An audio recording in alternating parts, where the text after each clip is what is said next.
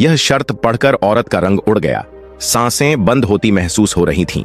तीसरी शर्त में लिखा था, अगर आप ये दोनों शर्तें नहीं मानती तो फिर हमें एक स्टैंप देना होगा जिसमें साफ तौर पर लिखा जाएगा कि जिस मकान में आप रहती हैं, अगर वह आपके नाम है तो हमें पूरा हक होगा कि अगर आप किस्तें समय पर अदा न कर सकें तो हम वह मकान अपने नाम करवाकर बेचकर अपनी रकम वसूल कर लें। यह स्टैंप कानूनी होगा और अगर बाद में आप इनकार भी करें तो हम आपके दस्तखत दिखाकर मकान बेच सकते हैं। ये शर्तें सिर्फ एक औरत के लिए नहीं थीं, बल्कि दुकान की पक्की नीति थी और जो भी औरत किस्तों पर जूते लेने आती थी उसे इन्हीं शर्तों से गुजरना पड़ता था। औरत ने सारी शर्तें थकी हुई आंखों से पढ़ लीं। उसके हाथ में किताब कांप रही थी, मगर दिल में एक बात साफ थी। पहली और दूसरी शर्त तो वह कभी भी नहीं मान सकती थी, क्योंकि वह एक इज्जतदार औरत थी। उसने दिल में कहा, चलो अगर मकान वाली बात हो तो शायद सोच लेती, मगर मेरे पास तो कोई अपना मकान है ही नहीं। मैं तो किराए के घर में रहती हूं और किराए के मकान का कोई स्टैंप नहीं बनता। यह सोचकर उसने वह किताब बंद की, खामोशी से दुकानदार की मेज पर रखी और कुछ कहे बिना पलटकर वहां से निकल गई। दिल बोझिल था, आंखें भर आई थीं, कदम कांप रहे थे। जिस दुकान से वह उम्मीद लेकर गई थी वहां से बेइज्जती, डर और शर्मिंदगी लेकर वापस आ रही थी। वह औरत जैसे ही बाहर निकली तो सामने ही एक और दुकान थी। वहां एक दूसरा दुकानदार खड़ा सब कुछ देख रहा था। उसने दूर से ही औरत के चेहरे पर दर्द और मायूसी पड़ ली थी। वह आदमी उस बदचलन दुकानदार के बारे में सब कुछ जानता था। उसे मालूम था कि वह कैसे मजबूर औरतों को धोखे से अपने जाल में फंसाता है। यह दुकानदार एक अल्लाह वाला इंसान था। उसने दिल में सोचा, यह औरत किसी गलत काम के लिए तैयार नहीं, बस मजबूरी से लड़ रही है। अगर मैं मदद न करूं तो शायद यह औरत टूट जाए। उसने नरमी से औरत को आवाज दी, बहन जी, अगर आप जूते लेना चाहें तो मेरी दुकान से ले सकती हैं। औरत ने तुरंत जवाब दिया, भाई मेरे पास पैसे नहीं हैं, मैं किस्तों पर लेने गई थी। दुकानदार ने मुस्कुराकर कहा, पैसे बाद में दे देना, कोई जल्दी नहीं, बस बच्चों की खुशी बनी रहनी चाहिए। यह सुनकर औरत का दिल कांप गया। उसके जहन में तुरंत पहला दुकानदार आ गया और वह सारी शर्तें याद आ गईं। उसने फौरन कहा, भाई मैं वो शर्तें नहीं मान सकती, मैं बहुत मजबूर हूं, मगर अपनी इज्जत नहीं बेच सकती। अल्लाह वाले दुकानदार ने नरमी से जवाब दिया, बहन मेरी कोई शर्त नहीं है, न वीडियो, न जिस्मानी ताल्लुक, न कोई स्टैंप। बस जब अल्लाह तुम्हें पैसे दे तब मुझे दे देना, न जल्दी न जबरदस्ती। औरत फिर भी डर गई, क्योंकि उसके दिल में खौफ बैठ चुका था कि शायद यह भी कोई नई चाल ना हो।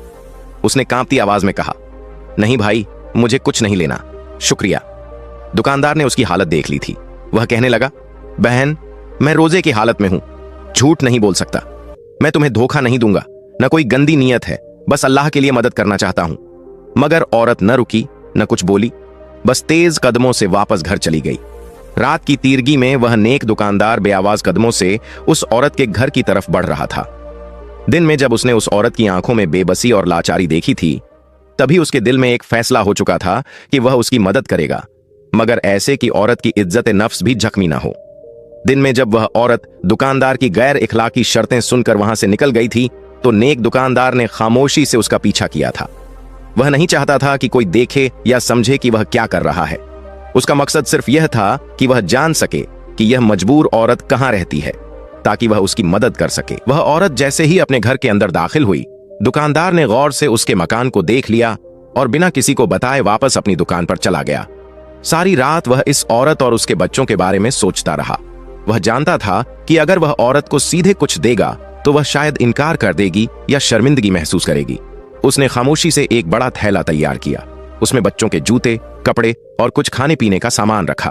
वह चाहता था कि यह औरत न सिर्फ अपने बच्चों के लिए जूते और कपड़े ले सके, बल्कि कुछ दिनों तक भूखी भी न रहे। रात के आखिरी पहर जब गलियां सुनसान हो चुकी थीं, वह दुकानदार खामोशी से उस औरत के घर के दरवाजे के करीब पहुंचा। उसने इधर उधर देखा कि कहीं कोई देख तो नहीं रहा। जब उसे यकीन हो गया कि कोई आसपास नहीं है तो उसने धीरे से थैला दरवाजे के पास रखा और फिर दरवाजे के नीचे से एक छोटा सा खत भी डाल दिया। खत में सिर्फ कुछ अल्फाज लिखे थे, अल्लाह ने तुम्हारी सुनी है, यह उसका रिज्क है, इज्जत से कबूल कर लेना। फिर वह बिना कोई निशान छोड़े खामोशी से वहां से चला गया। उसके दिल में एक सुकून था, एक खुशी थी कि उसने किसी की मदद की, मगर ऐसे कि किसी की इज्जत नफ्स पर कोई आंच ना आए।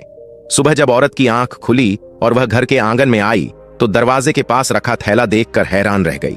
उसने जल्दी से उसे खोला और जब अंदर जूते, कपड़े और राशन देखा तो उसकी आंखों से बेइख्तियार आंसू बहने लगे। वह समझ चुकी थी कि यह किसी ऐसे शख्स की मदद है जो उसकी मजबूरी से फायदा नहीं उठाना चाहता बल्कि वाकई अल्लाह की रजा के लिए मदद कर रहा है। वह सजदे में गिरकर रोने लगी, ऐ अल्लाह, तू वाकई सब देखता है, तू वाकई दिलों के हाल जानता है, तूने मेरी सुनी। रात को जब वह औरत जान माज बिछाकर बैठी तो आंखों में आंसू थे, दिल पर एक अजीब बोझ था। उसने दुआ मांगी, ऐ मेरे अल्लाह, तू सब जानता है, मेरी हालत भी, मेरी मजबूरियां भी। अगर तू चाहे तो रास्ते खोल सकता है, तू चाहे तो मदद कर सकता है। इस कहानी का सबक मॉरल यह है कि मजबूरी और गरीबी के बावजूद भी इंसान को अपनी इज्जत और नैतिक मूल्यों से समझौता नहीं करना चाहिए। अल्लाह ताला हर मुश्किल में छुपा हुआ कोई ना कोई रास्ता जरूर निकालता है, बशर्ते कि इंसान सब्र और ईमानदारी से अपनी परीक्षा का सामना करे। अड्डा मुख्य सबक 1, आत्मसम्मान की रक्षा। औरत ने दुकानदार की अनैतिक शर्तों को ठुकरा दिया, भले ही उसके बच्चों की ख्वाहिशें पूरी न हो सकीं। यह दिखाता है कि आर्थिक मजबूरियां चाहे कितनी भी गंभीर क्यों ना हो, इज्जत और स्वाभिमान से कोई समझौता नहीं करना चाहिए। 2, अल्लाह पर भरोसा। जब इंसान अपनी पूरी कोशिश कर ले और फिर भी कोई रास्ता न मिले तो अल्लाह ताला अपने बंदे की मदद के लिए नए रास्ते खोल देता है, अक्सर ऐसे तरीकों से जो इंसान के ख्याल में भी नहीं होते। 3, बेनाम मदद। नेक दुकानदार ने बिना नाम लिए मदद की, जो समाज सुधार का सबक देती है। एहसान करते समय दूसरों के स्वाभिमान का ख्याल रखना चाहिए। 4, सब्र का फल। औरत के सब्र और दृढ़ता ने आखिरकार उसे बेइज्जती से बचा लिया और उसके बच्चों की ख्वाहिशें पूरी हुईं। अल्लाह के लिए जो चीज छोड़ दोगे वह उससे बेहतर चीज से बदल देगा। यह कहानी हमें याद दिलाती है कि हलाल की तलाश में उठाई गई तकलीफें हराम की अस्थायी आसानी से बेहतर होती हैं।